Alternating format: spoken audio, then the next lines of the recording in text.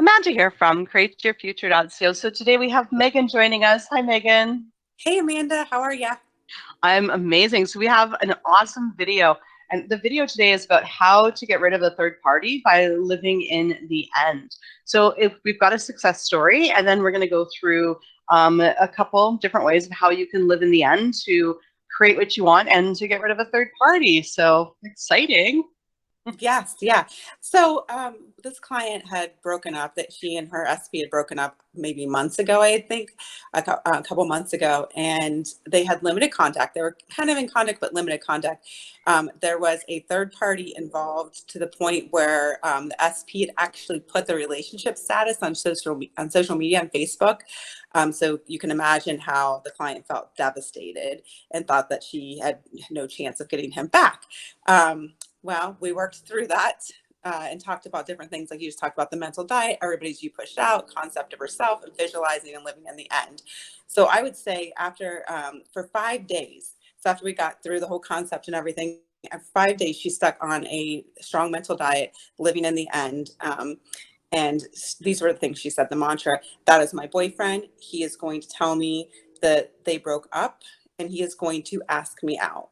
Okay, that's what she said. Anytime she thought of him, that's what she thought. Okay, and again, you know how your mind could play ping pong in your head, but she would say no, no, because the other thing is she didn't want to react to anything to recreate it. So she just kept saying this over and over again and living in the end of that and not reacting. And after 5 days, the first day he reached out to her, he said, "Hey, how you doing?" The second Awesome. day, he said, "Oh, by the way, we broke up. I'm single again." And then the fourth day, he said, "Hey, want to get together?" And he asked her out. They went out, and on that date, he kissed her, told her that he really missed her, and talked about getting marriage and getting back in a relationship. And that's where we are. So she got rid of that very, very quickly by staying on that strong mental diet, living in the end, not reacting, understanding who she is and how we create our reality. Mm, right, right. So, and one way to do that is visualization. So, visualizing an end scene that you would have normally if you were already with somebody, right? hmm Yeah, that was something that she did. Sometimes people go, you always hear about the Neville thing about wearing the wedding ring. But this client in particular went to the scene where she was hearing him actually say this to her as well, which is a great tool because sometimes not everybody can visualize, but sometimes people can actually hear things as well, which is still visualizing. Well, exactly, because every thought and every word that you think actually creates an image in your subconscious mind. So visualizing either, an end scene or, sending yourself a text from the person or scripting, a letter from them saying what everything you want them to hear, or just plain old having that conversation in your head with them of, that end scene that you want. Another way that we can live in the end is through our intentions and our affirmations, right? hmm Yeah, Yeah. absolutely. Because even like I know we've talked about before, even if you went to your end scene and visualized it, but then the rest of the day you're affirming the exact opposite, you're going to, our thoughts create. So you're going to not get what you want. So it's so important to keep affirming what you want, um, because that's what shows up. Our thoughts create. Well, exactly, exactly. And is so part of that would be the mantra, right? As she lived in the end with her mantra, right? She made her Mhm, mantra to be everything that she wanted in the end, clearly. And mhm. just every time she thought of him, repeated that over again. So that was also a really great way to live in the end. And the other way that we can live in the end is always watching the meaning we give something. This one is, I think, where sometimes people really overlook it is, we live in the end with our intention. Sure, we do the end scene, but yet we react because, say for instance, so and so Jerry doesn't call, and then all of a sudden he doesn't text us back right away. We make it mean rejection. But if we were living from the end that they wanted to be with us, we wouldn't think that they're rejecting us. We would just think that they're busy and they're going to call us back in a minute, right? So we've got to make sure that the meaning we give something is from the end that we want to live from, right? Oh, Um, yeah. yeah. Yeah. You know what? And to add to that, thank you for bringing that up, Yeah. because Yeah. something else I wanted to say about that was sometimes people get so discouraged and reacted. So that's why I wanted to point out that she kept this mental diet, but the first day this happened, then the second day something happened, and then 4 days. So she kept sticking on the mental diet and assuming it was working instead of saying, oh, he just contacted me. That's it. That's all I got, which is what some people do, which kills it right there. But she kept Yeah. saying it and living in the end. Exactly. Exactly. You nailed it, which is going to bring me to something. I'm going to backflip off of that because I've got something now. Is what I always do is when I go to create something is I remind myself of when I've created it before. And I remind myself how easy it was and that I already done it with my thoughts previously. Right. And then I go and I say, oh, so for instance, if I want to recreate a relationship, I think of another relationship that I've recreated and I'm like, oh, I was able to do that.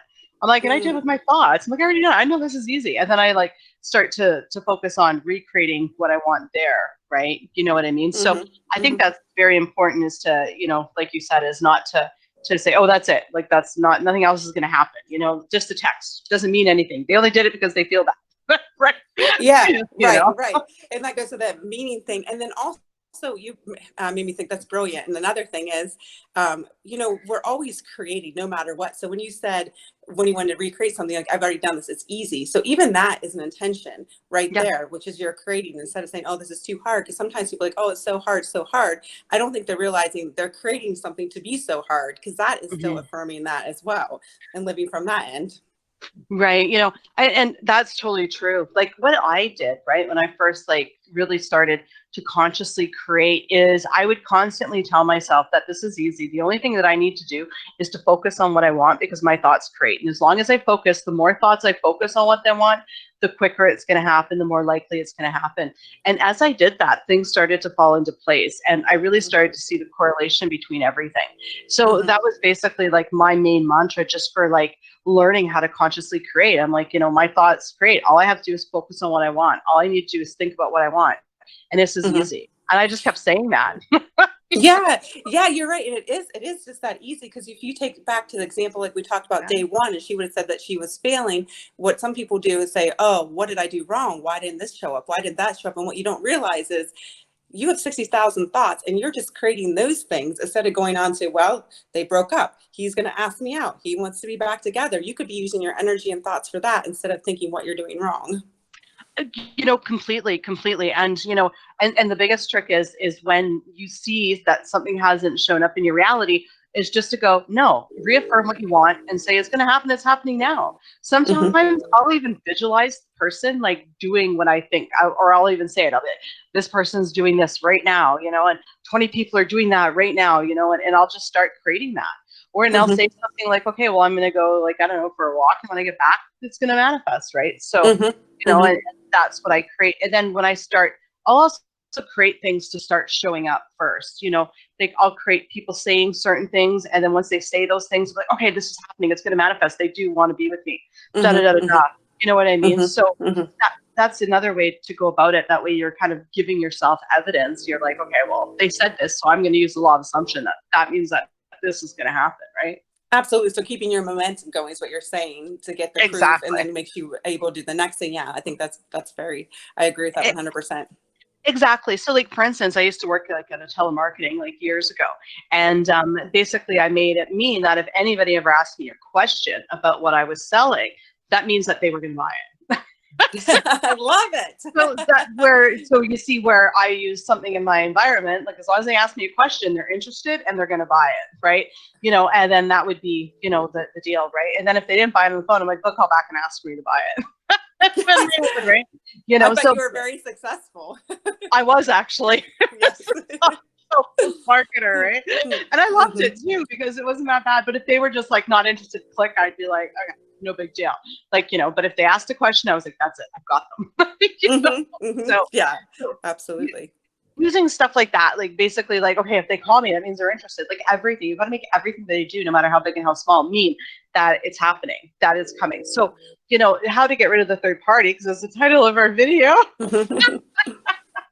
Is what we want to do is you want to have those end scenes without the third party. So there are some thoughts where it's like, okay, don't talk about the third party at all, ignore it, or, you know, or talk about the third party. So every time you think of the third party, okay, if you're having thoughts of the third party, then you have to basically go, no, they've moved on, they've found somebody else, this person wants to be with me. But then you also add that on to, you know, visualizing and doing intentions from the end that you guys are together happily, right? So if the third party is not coming into your mind, don't go there. But if it is coming, you know, just tell yourself, you know what, deal with it. It's how it showed up. Say, thank you for bringing that to my attention.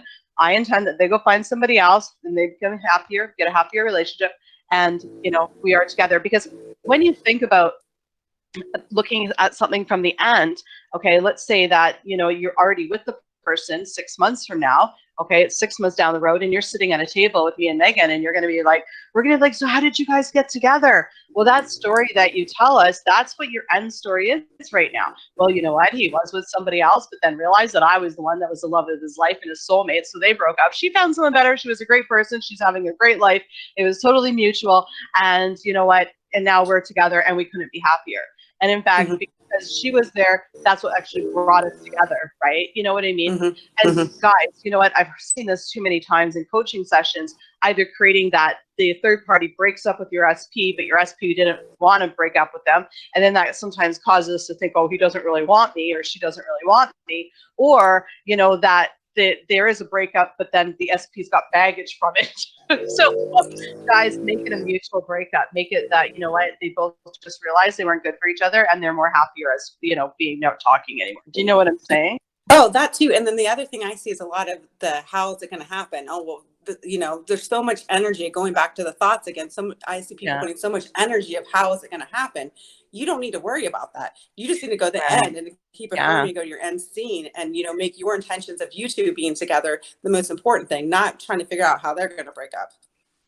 Right. Exactly. Exactly. And I think the other huge thing about, you know, but you can go into the details, but I mean, you can also say, look, I don't care how it's going to happen. It's going to happen. Like you can do it both ways, but you know, really what also too with third parties is to work on your self-concept of yourself. Okay. Because why is somebody else there? Somebody else is there because you don't think that you're good enough or you think that the person's better. Okay, so there's something going on that you've got these people on a pedestal, so you've got to take them off. You've got to, no matter what, say, look, I'm good enough to have this. I'm good enough for that person to leave whoever for me. I'm the best match for them, right? And you really got to focus on your self-concept of you and what you create your specific person's concept of you to be. Like, how do they feel about you? What do they think about you, right? So you really got to work on those pieces too, right? Well, you're right, exactly, because otherwise you're living rejection. So you can still make those intentions, but if you're still coming from a place that your person's rejecting you, they have no choice but to continue to reject you. So you have to change the conception of yourself. I'm worthy. I'm worth it. You know, he loves me. He wants to be with me, or just like you said. Yeah, a third party is the ultimate manifestation of a rejection story. Like it really is. Like I don't know of anything else that could be a manifestation of. Your specific person's with somebody else. I mean, obviously there's a story that we're not good enough, and that you know what, I'm not the best person for them, and da da da da da, right? And you know, and that's all got to go. And I know from experience, like you know, I haven't always had a great relationship with somebody. I do now, thankfully, but you know, so I've been there, like I get it. And it always was created in my reality from me not thinking like I was good enough. That, you know, the question was what does he see in her that I don't have? Like, you know, like that was always the big theme in my third parties in my, you know, past history. Right. So, yeah. Yeah, absolutely. So yeah, that's how you do it. I know, absolutely amazing. I know there's a lot of great tidbits in there, guys. You know what? Megan's still having a sale. Definitely check out the link in the description below for sessions with her. She can help you get rid of those third parties. And guys, also, if you are looking to ask me questions, then definitely check out the Patreon group. Sign up there. I do answer the questions on the YouTube Live, so it's great. Yeah, thanks so much for being here today, Megan. Thanks for having me. I always love being here. Awesome. And guys, thank you for liking, commenting, sharing, and subscribing. And we'll see you in the next video. Bye-bye. Bye.